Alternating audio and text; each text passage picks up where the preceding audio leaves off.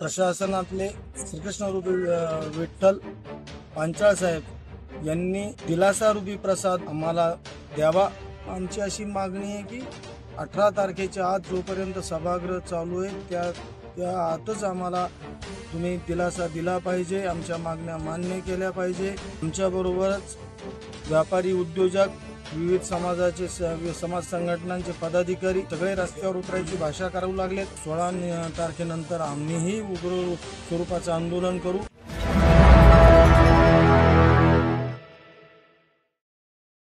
नांदेड जालना समृद्धी महामार्ग बाधित शेतकऱ्यांच्या आंदोलनाला आज 69 दिवस पूर्ण झाले। एवढा प्रदीर्घ काळ शेतकऱ्यांचे आंदोलन चालण्याचा मला वाटतं जालना जिल्ह्यातील हा पहिला प्रसंग असावा।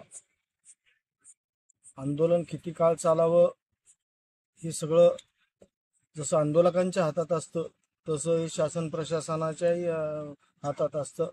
कारण की आंदोलक कुठल्या तरी एखाद्या मुद्द्यावर अन्यायाच्या विरोधात कुठल्या तरी मागणीसाठी आंदोलन करीत असतात। शासन प्रशासनानं त्यांच्या मागण्यांची दखल घेऊन त्यांच्याशी संवाद साधून मागण्यांमध्ये वास्तव असेल, मागण्या रास्त असतील तर त्याचं निराकरण केलं पाहिजे आणि नसतील तर तसा खुलासा केला पाहिजे। परंतु तसं होताना आजपर्यंत दिसलं नाही। गेल्या 2-3 दिवसात प्रशासनानं मनावर घेतलंय। SDM रामदास दौंड साहेब हे सकारात्मक विचाराचे आहेत। जिल्हाधिकाऱ्यांना आम्ही विनंती केली होती की आपण शेतकरी पुत्र असल्यानं शेतकऱ्यांवर अन्याय होणार नाही, थोडं प्रकर्षानं ध्यानात ठेवा।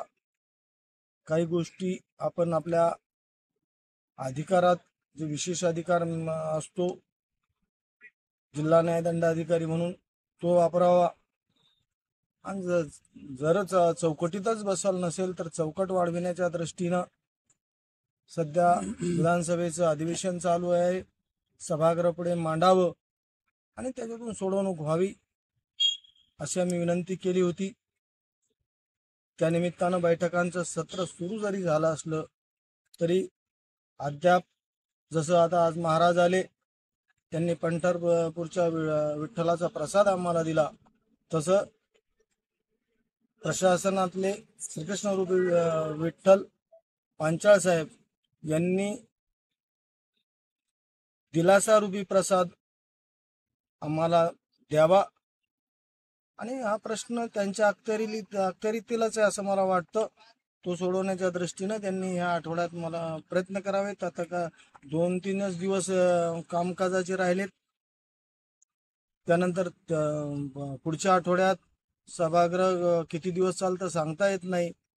आणि आमची अशी मागणी आहे की 18 तारखेच्या आत जोपर्यंत सभागृह चालू आहे त्या आतच आम्हाला तुम्ही दिलासा दिला पाहिजे, आमच्या मागण्या मान्य केल्या पाहिजे। कारण की आता आमच्याबरोबरच व्यापारी, उद्योजक, विविध समाजाचे समाज संघटनांचे पदाधिकारी हे सगळे रस्त्यावर उतरायची भाषा करू लागलेत। आजच अखिल भारतीय मराठा महासंघाचे जिल्हाध्यक्ष अरविंद देशमुख यांच्या बरोबर विविध समाज संघटनांचे पदाधिकारी जिल्हाधिकाऱ्यांना भेटलेत। त्यांनी तोच इशारा दिलाय। आज इथं महाराष्ट्र प्रदेश गवळी समाज संघटनेचे अध्यक्ष हिरामनप्पा गवळी इथं आले होते।